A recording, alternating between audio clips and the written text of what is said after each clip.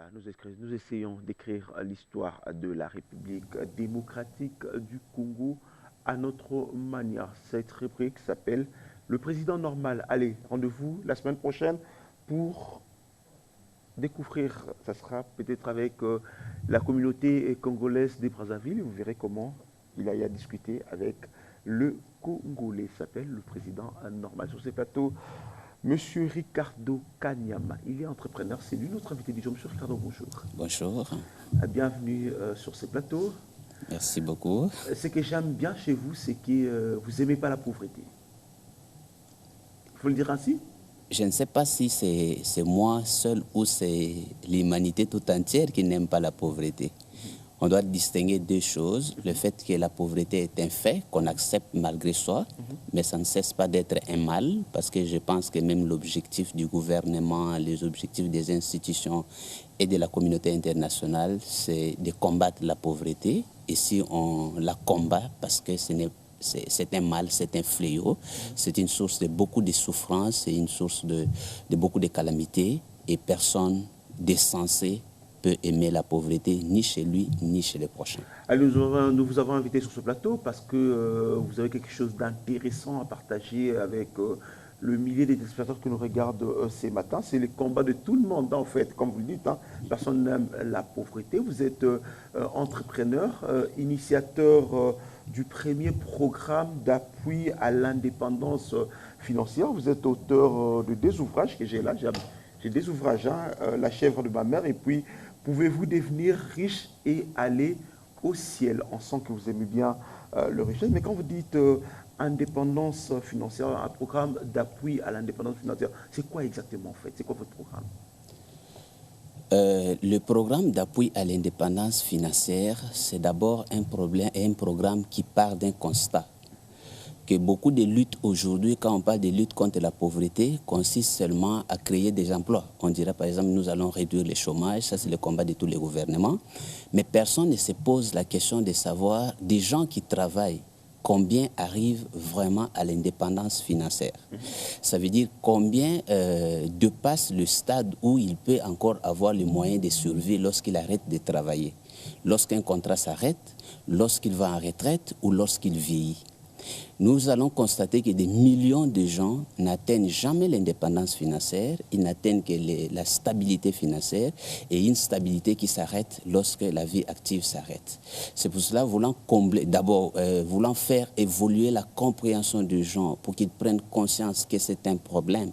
Une personne ne peut pas travailler, étudier d'abord pendant 18 ans, travailler pendant 35 ans et se retrouver à la fin de la vie à un niveau financier beaucoup plus lamentable que les niveaux qu'il avait commencé quand il avait 25 ans. Nous voulons donc amener ces programmes d'appui à l'indépendance financière parce que c'est un problème que personne... J'ai envie qu'on aille... on va pas aller dans la pédagogie, dans beaucoup de littérature. Non, non, je voudrais comprendre au fait. Je me mets dans la peau du Congolais lambda, du commun de mortels congolais. Nous travaillons tous ici, dans ce studio, tous nous travaillons. Et on est payé. Mais il y a un langage qui revient chaque jour que nous vivons du jour au jour. Et pourtant, nous travaillons. Ce qui veut dire que celui qui travaille doit vivre du fruit de ce travail et doit épargner pour que le jour où il ne va plus travailler, qu'il puisse vivre de ce qu'il a épargné. Mais malheureusement, lorsque, je prends pratiquement la majorité de Congolais, aujourd'hui, lorsque nous ne travaillons plus, ça veut dire que nous n'allons plus manger. On n'a plus de quoi manger, on n'a plus de quoi vivre. Alors, comment maintenir, faire que demain, si je ne travaille pas, que je continue à manger? Comment le faire? C'est justement, il faut comprendre d'abord que le système mondial d'apprentissage pour produire les richesses, c'est un système qui prépare l'homme à produire ce que nous appelons les revenus actifs. Un revenu actif, c'est un revenu qui est lié à ton travail, à ta contribution, à ton temps, à ton savoir. En fait, pour parler à des termes que les gens peuvent comprendre, tu es comme un groupe électrogène qui fait fonctionner les moteurs. Donc, si le groupe s'arrête, l'énergie aussi s'arrête. Ça veut dire que ces revenus ont un défaut. Son défaut, c'est qu'il s'arrête lorsque vous arrêtez de travailler. Alors, le grand problème, ce n'est pas ça. C'est que les gens ignorent le travail supplémentaire à faire pour passer du revenu actif, donc vivre de ces jours, du jour au jour, comme vous le dites, à un système qui vous permet d'avoir le revenu même lorsque vous arrêtez de travailler. C'est pour ça qu'il faut passer donc du revenu actif aux revenus que nous appelons passifs. Voilà, parce qu'il n'y a que les revenus passifs qui... actif et puis passif. Voilà, okay. Donc l'ignorance donc de la confusion entre ces deux termes est un des facteurs qui fait que les gens ne sortent même pas de la pauvreté. Voilà. Alors, on va aller dans le concret. J'ai envie de comprendre. Hein? On va aller dans le concret. Ouais. Je travaille à la télévision nationale. Oui. Je suppose qu'on me paye, c'est pas mon salaire, hein, mais je donne un montant comme ça. Oui. Je suppose qu'on me paye $500 par exemple, oui. Chaque mois. J'ai $500 de salaire. Bon, pour que je vive de cela toute ma vie, qu'est-ce que je dois faire? Je rappelle comme M. Ricardo est coach en fait. Hein, il est coach en ce qui concerne l'argent. Il aime bien. On va le dire comme ça?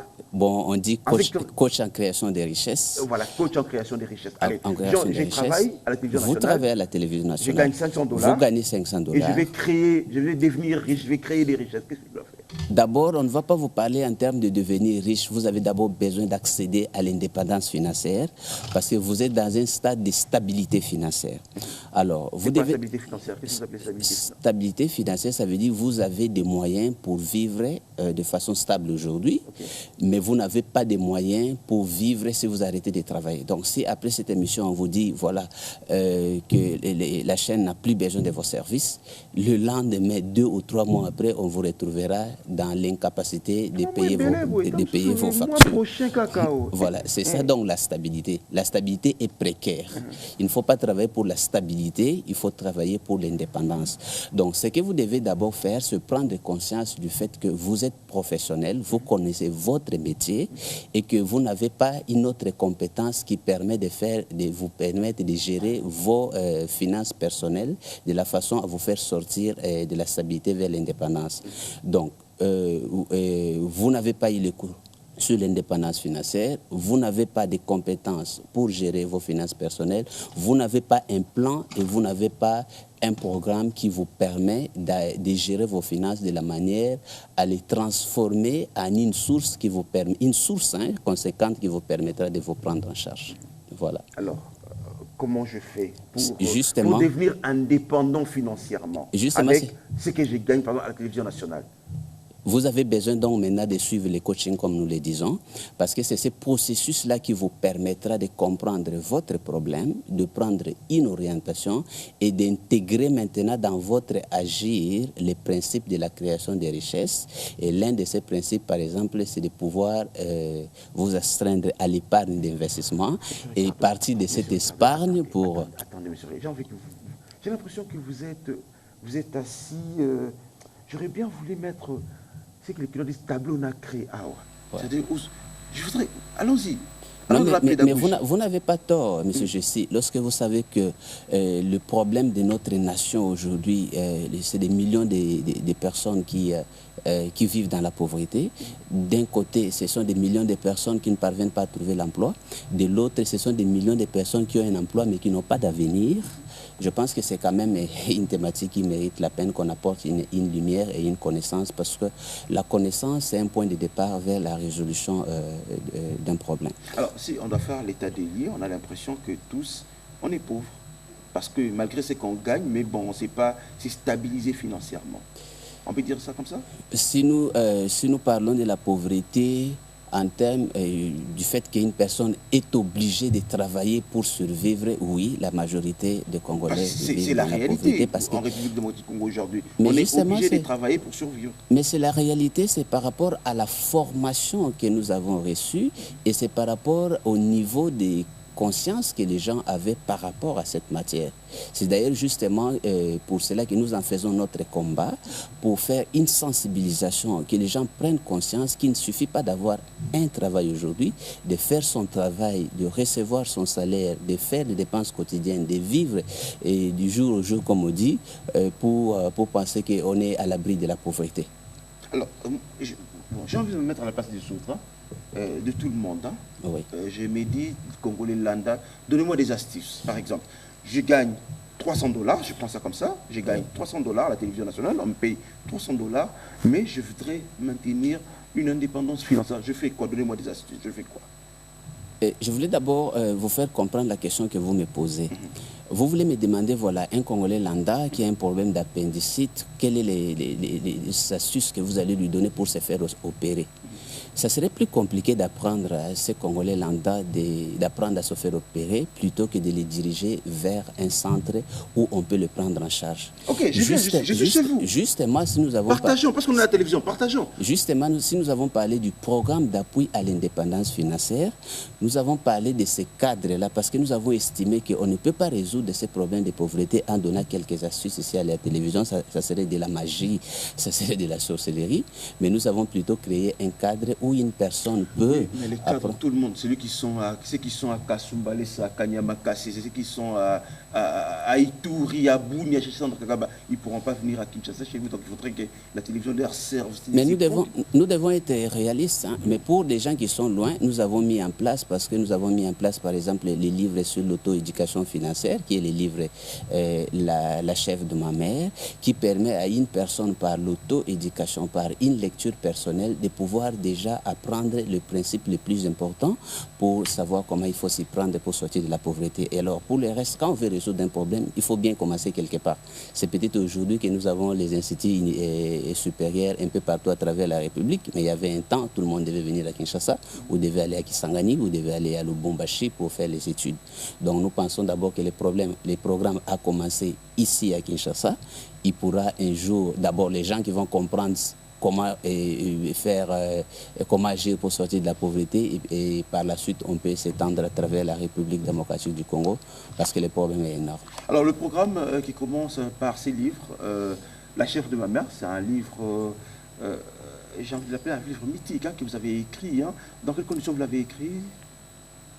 J'ai écrit ce livre lorsque j'ai constaté que il y avait une absence d'une connaissance indispensable pour qu'une personne puisse bien vivre avec ses revenus personnels et que je devais amener ma contribution et que l'Africain avait besoin d'une intelligence financière africaine qui parte de ces réalités socio-culturelles.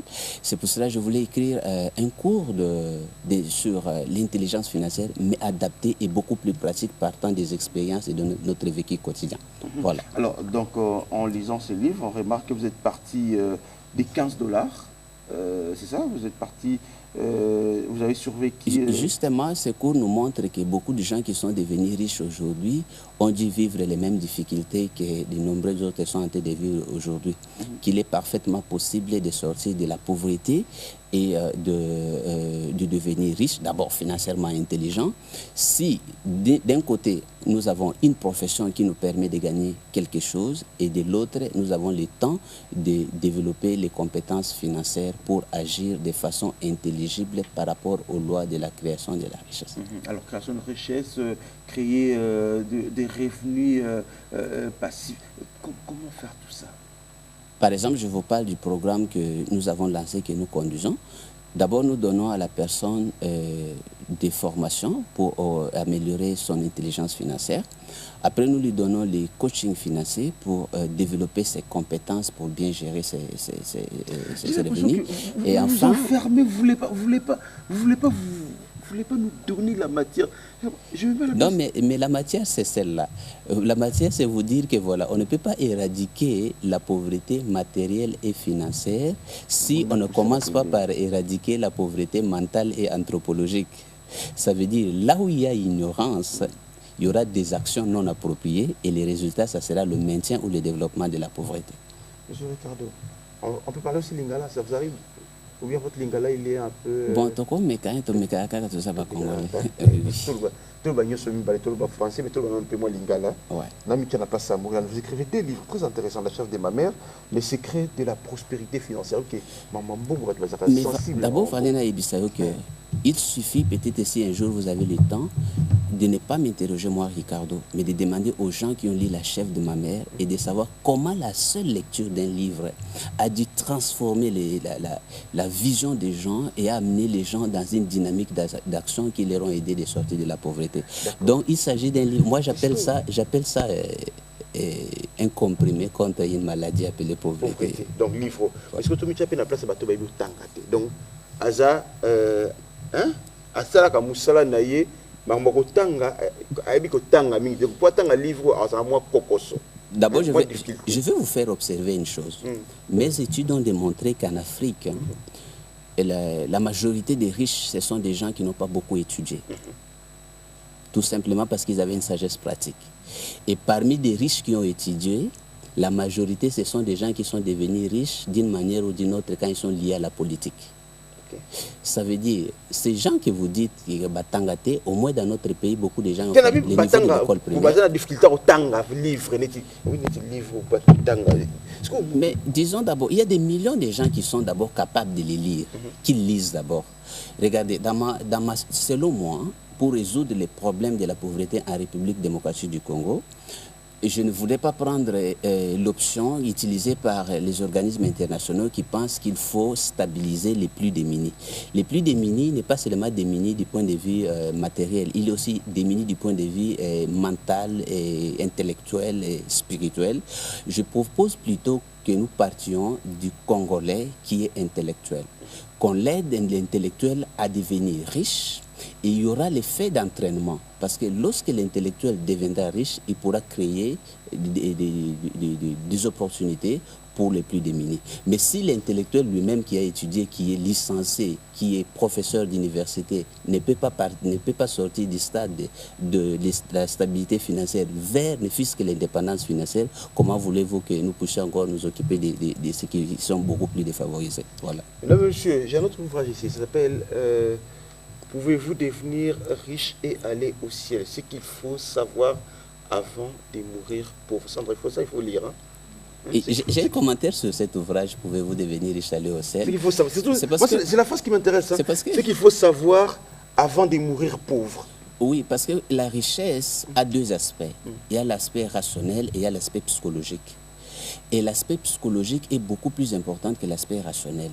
Vous pouvez être un bon travailleur, mais si vous avez des croyances quelque part qui vous disent que si vous devenez riche, c'est un mal ou cela vous peut vous empêcher d'avoir le salut, cette croyance en elle-même est l'obstacle le plus grand qui peut t'empêcher de devenir riche dans ta vie. Donc, tant qu'on ne pourra pas détruire cette croyance, vous n'aurez pas comment sortir de la pauvreté. Et comme c'est une croyance fausse, nous avons la responsabilité dans la lutte contre la pauvreté d'éclairer notre population par une interprétation vraie de la parole de Dieu, pas une interprétation basée sur la catéchèse que nos parents ont fait en 1930, mais basée sur la vérité, sachant que lorsque nous parlons de la richesse, nous parlons des choses que Dieu a créées, nous parlons d'un pouvoir que Dieu a donné à des choses de se multiplier. Par exemple, lorsque vous avez une chèvre a la possibilité de devenir un troupeau de chèvres.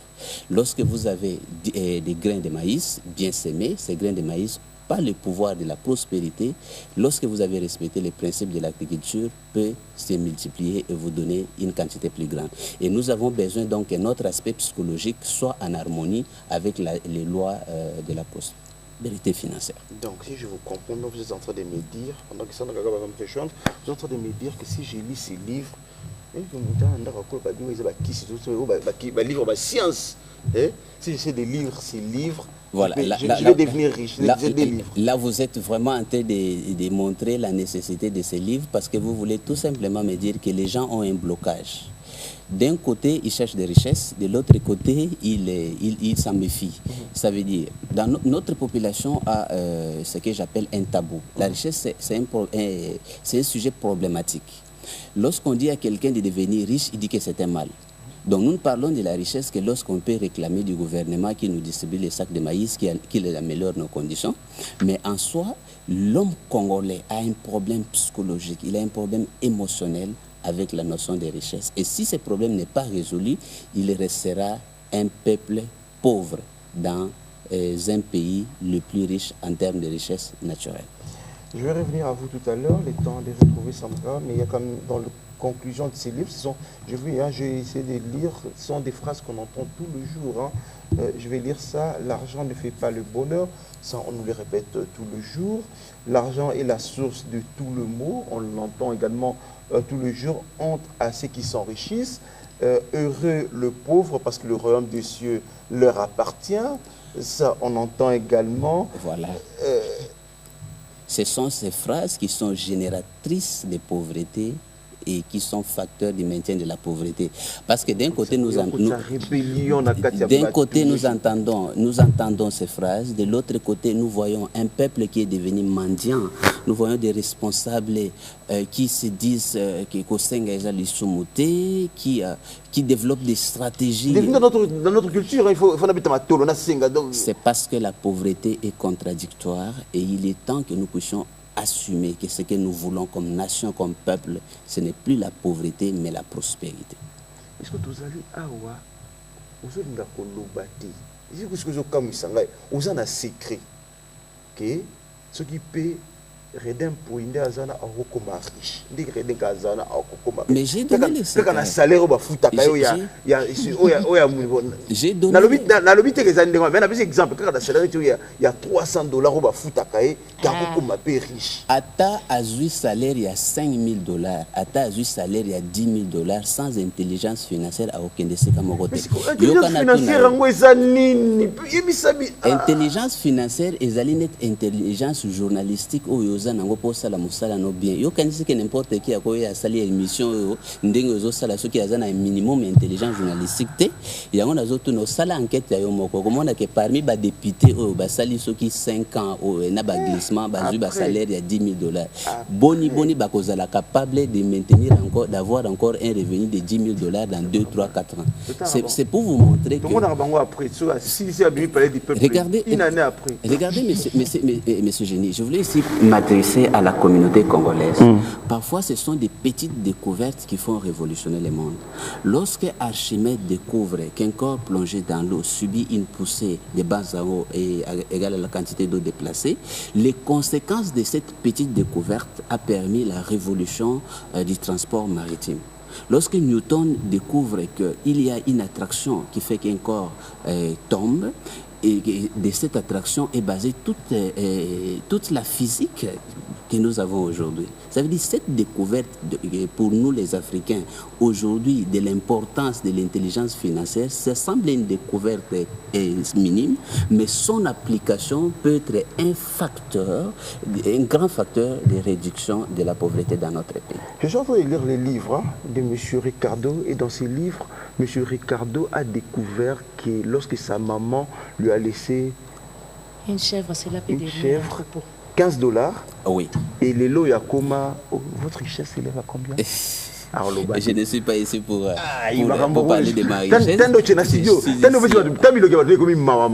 que aujourd'hui, ça un secret, mais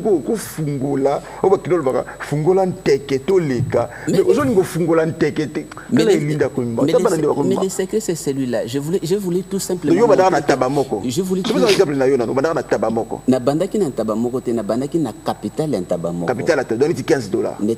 non.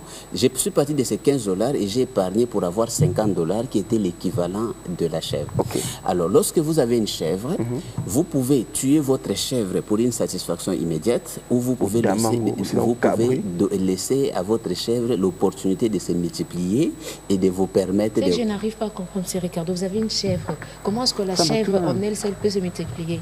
Là, vous irez chez le voisin pour demander le mâle pour qu'il s'accouple et Bokaboli bat petit. Madame, une chèvre peut se multiplier? Non. Mais vous n'avez qu'une chèvre. Non. Si vous avez une chèvre, quand je parle d'une chèvre, ça veut dire que dans les villages, on peut avoir des boucs. Par exemple, si vous vivez dans un village, vous n'avez pas besoin d'avoir les boucs. Les seuls boucs du village s'occupent de toutes les femelles.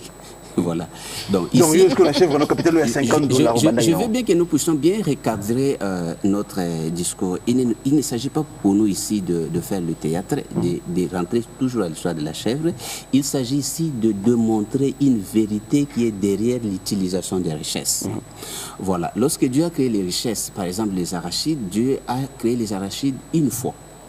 Et il a donné une intelligence aux hommes. Et nos ancêtres avaient cette intelligence. Ils savaient que lorsque tu as produit 10 sacs de maïs, tu devais avoir l'intelligence qui te permet de résoudre tes problèmes avec 9 sacs. Et quel que soit le problème, tu ne devrais pas utiliser le 10e sac. Le 10e sac devait servir comme moyen qui te permet de ressemer et de multiplier encore la richesse.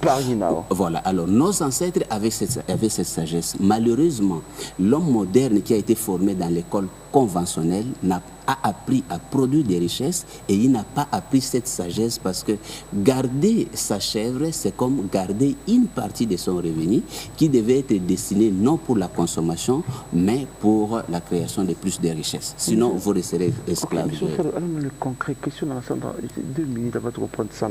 Allons dans les concrets. Nous avons un salaire, nous avons gagné à RTNC. Maintenant, nous au sali 10 ans, au sali il faut OK. Il faut TV, il faut na fufu, na banalia, na somba, ce qui na futa transport pour na ya musala. OK. Au sali yango pendant 10 ans, au jeu et l'autre côté. Ce que continue au sali yango pendant 10 ans, to kozala na 2029. Et ce que se retrouver na 2029 à 100 et l'autre à venir nous kozala ndeni. Pas seulement musala ekufi, mais comme il peut mukolo. Et il n'y a pas d'opportunité qui dure éternellement. Parce qu'il faut na sala nini pour na 2029 wana nazala bien. Banda par Kotanga, la chèvre de ma mère. Et ce que vous en attend, il y a ça la coaching financier. Et nous avons créé même les programmes d'appui à l'indépendance financière qui permet à tout professionnel de collaborer pendant ces temps libres et de pouvoir gagner des revenus passifs allant de 100 à 10 000 $. Pour le moment, nous avons déjà des professionnels qui nous ont rejoints. Même s'ils ne gagnent pas encore beaucoup de fortune, parce que nous n'avons fait que 2 mois, et il y a déjà des gens qui gagnent autour de 350 $. Et si nous savons que 350 $, c'est déjà un salaire que quelqu'un peut gagner en travaillant pendant tout un mois, les gagner en revenu passif, c'est déjà un départ, et nous sommes confiants. Nous sommes confiants, nous reviendrons ici à la RTNC avec des preuves vivantes que les Congolais peuvent créer des revenus passifs qui lui permettent d'accéder à l'indépendance financière. Et ils les gagnent en faisant quoi? Il les gagne parce que nous avons structuré les programmes sur 3 axes. Nous avons d'abord les formations pour augmenter les capacités en création de richesses. Et nous intégrons les gens dans la consommation intelligente. Nous montrons justement aux gens que s'ils ne deviennent pas pauvres, parce qu'ils consomment de façon à enrichir les autres et eux-mêmes restent pauvres. Alors notre programme a ainsi... Pardon. La phase intelligente. Ils consomment... C'est la consommation appauvrissante. Voilà, consommation appauvrissante. Donc, ils consomment de façon à rendre les autres et ils restent pauvres.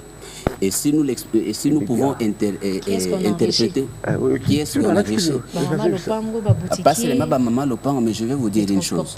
Qui est pauvre en République démocratique du Congo? Est-ce que c'est les Congolais ou c'est l'étranger? Vous allez remarquer que la grande partie des étrangers qui sont dans notre pays sont riches. Et nous, les pauvres, les Congolais, nous sommes pauvres. Parce qu'on n'est pas contre, mais nous sommes...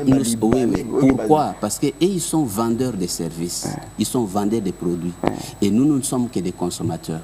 Et dans la logique capitaliste, c'est le consommateur qui prend en charge toute la chaîne de la production jusqu'à la vente.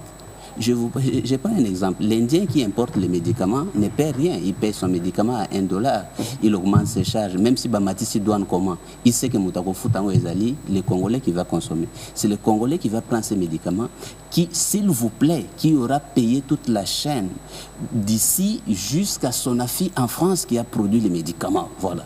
Alors nous devons donc, si nous n'adoptons pas l'intelligence financière dans la consommation, nous risquons d'être seulement des consommateurs qui enrichissent des autres. Voilà pourquoi nous enseignons aux gens la consommation intelligente, comment gagner l'argent dans ta propre consommation. Ça veut dire comment gagner, lorsque tu fais tes achats de consommation, tu n'acquiers pas seulement les biens de consommation, mais que tu gagnes aussi comme les autres gagnent. C'est-à-dire des consommations intelligentes. Donc moi, dans le supermarché. Ouais. Est-ce que supermarché est ailleurs? Ok, mais yo tant au sombi biloko, je suppose que yo sombi farine à supermarché. Est-ce que farine ou un supermarché moto à produire en haut? Supermarché pas à sombaki. Ce qu'a été qu'il a $100. Est-ce qu'à sombaki on a $100? À sombaki peut-être na 80. Donc, il n'a pas travailleur naïe, n'a mutuka naïe, n'a taxe naïe, n'a intérêt naïe, yo moto fouta. Qu'est-ce qu'il faut faire alors? Réduire les dépenses.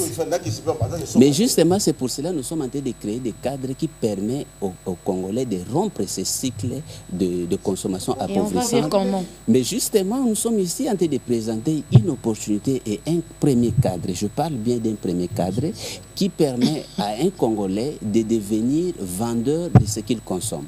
Comme ça, il peut gagner jusqu'à 40, jusqu'à 60% des intérêts produits par sa consommation. C'est pour ça que nous avons amené donc le concept de consommation intelligente, comment consommer de façon à gagner de l'argent au lieu de consommer de la façon à le perdre. Notre objectif est simple. D'abord, nous devenons vendeurs de ce que nous consommons et plus tard, nous préparons des gens à devenir producteurs de ce que nous consommons. Et lorsque vous devenez producteur de ce que vous consommez, vous vous rendez vous-même riche et vous pouvez observer. C'est trop, il faut descendre. Je reviens, il faut descendre un peu parce que normalement,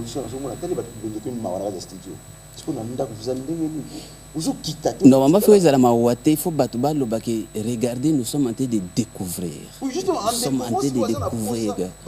Aller un peu plus loin, mais on dirait mais ceux qui sont à la cour, parce que dans l'émission peut-être juste quelques minutes, ceux qui sont à la cour, donc il y a par jour à 30 minutes, n'a pas pu s'accorder gratuitement parce que ce qui nous intéresse, c'est de faire évoluer le mental de notre population par rapport aux notions de richesse. Parce que, comme d'ailleurs dit la Bible, vous connaîtrez la vérité et la vérité vous affranchira. C'est la connaissance qui libère. Si je n'avais pas appris ce que j'avais appris, qui m'a permis de partir de ces $50 pour devenir la personne que je suis devenue aujourd'hui, moi-même, j'aurais été le plus grand victime. Mais Aliko Dangote, nous connaissons ces chiffres. Vous ne parlez pas de votre chiffre. Comment est-ce qu'on saura que vous êtes parti des $50 et vous êtes arrivé à combien? Mon devoir ici, ce n'est pas de parler seulement de mon chiffre. Vous connaissez les chiffres. Mais comment est-ce que vous allez motiver les gens à venir suivre le cours de coaching? Vous connaissez les chiffres d'Aliko Dangote. Pourtant, il n'est jamais venu au Congo te dire qu'est-ce que toi tu devais faire. Mais vous n'êtes jamais allé sur les nets. Je vous informe que le travail que je fais est plus suivi à l'étranger qu'ici. Ce livre que j'ai écrit, il y a même à Paris des journées qu'on a organisées autour, parce qu'ils ont estimé que c'était la première fois qu'un Congolais avait écrit un livre sur les finances personnelles, qu'ils appellent l'Ekiyosaki d'Afrique. Le livre est très lu en Angola, en Côte d'Ivoire, au Gabon, au Canada, en France. Mais malheureusement, ici chez nous, l'homme n'a pas encore compris la valeur de la connaissance. On est encore à un niveau où on peut payer facilement un téléphone de $300, mais payer un livre de 10, $15, on trouve tous les gestionnaires du monde. Voilà. Déjà qu'un $10 peut résoudre le problème d'une famille. Alors sacrifier ces $10, économiser encore, épargner jusqu'à atteindre 15 pour acheter un livre. Mais c'est à vous de faire les choix. Est-ce que vous voulez sortir de la pauvreté? Si vous ne voulez pas sortir de la pauvreté, continuez à faire la même chose. Voilà. Einstein a dit ceci.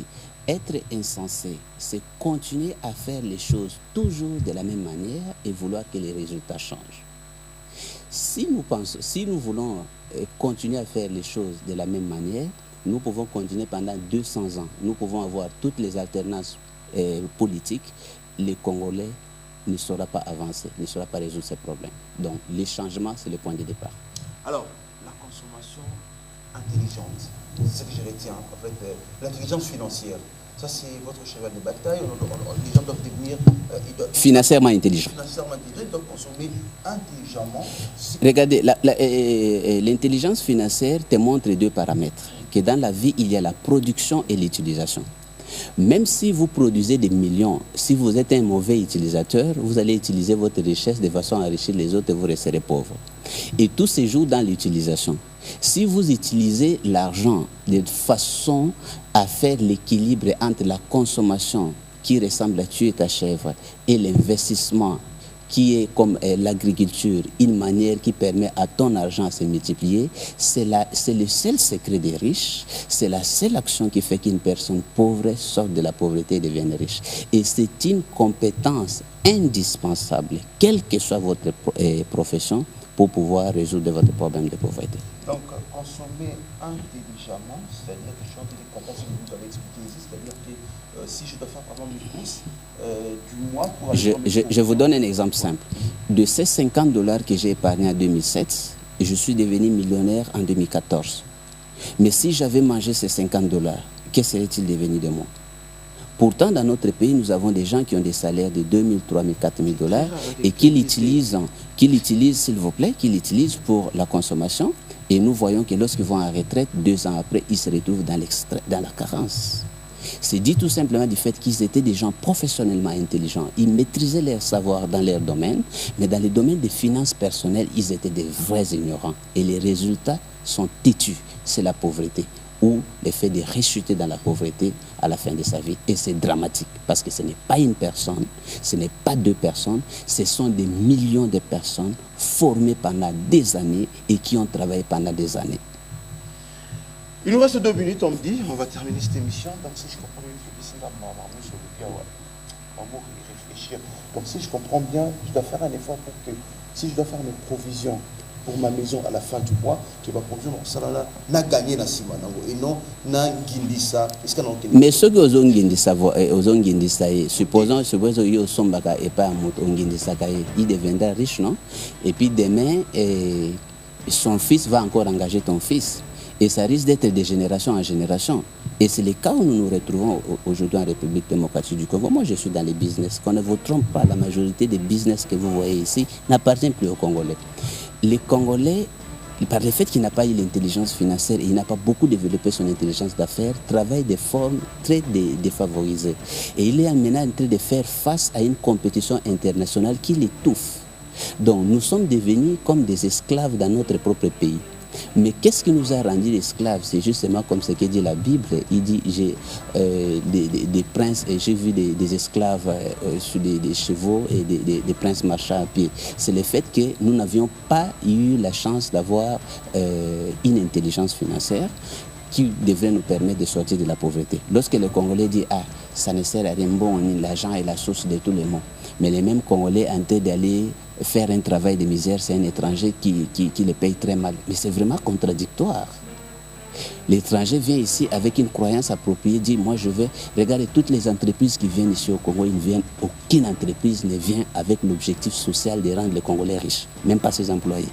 Les entreprises viennent avec l'objectif de vendre son service ou de vendre son produit et de s'enrichir. S'il peut payer des collaborateurs qui peuvent survivre, c'est le minimum.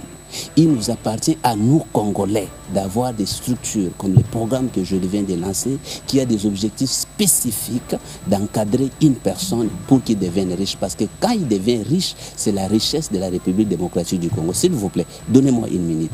Vous devez savoir que la richesse d'un pays aujourd'hui ne peut pas seulement se compter en termes de minéraux que nous avons. C'est aussi la somme de la richesse de sa population.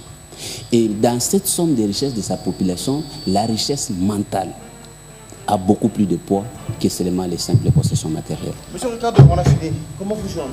Parce que nous avons les sièges donc, du programme d'appui à l'indépendance financière qui se trouve sur l'avenue de la Justice à la Gombe au numéro 44. Et nous avons un bureau de représentation à l'immeuble CTC au niveau de... Et nous avons les numéros, c'est les 081 63 91 311. Je répète, le 081 63 91 311 pour ceux qui voudraient bien continuer avec ce débat. Le monsieur, c'est fini pour aujourd'hui. Les livres est là. C'est un livre que j'ai commencé à lire parce que je vais devenir riche.